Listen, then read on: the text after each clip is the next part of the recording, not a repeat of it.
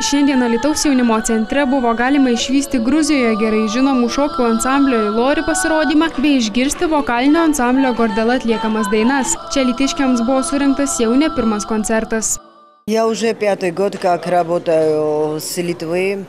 Aš jau 5 metai kaip dirbu su viena iš Lietuvos firmų. Mes norėjome parodyti lietuviams mūsų gruzišką kultūrą, todėl nusprendėme atvykti. Mums tai įgyvendinti padėjo miesto savivaldybė. Mūsų tolimesnė idėja yra pakviesti lietuviškus ansamblius į Gruziją ir supažindinti su Lietuvos šokiais ir dainomis.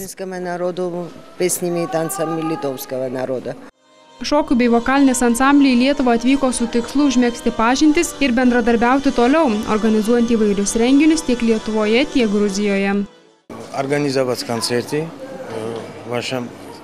Organizuoti koncertą jūsų mieste mus pakvietė miesto savivaldybė. Čia jau 4. koncertas. Žiūrovai mus labai šiltai priėmė. Patenkinti esame tiek mes, tiek žiūrovai.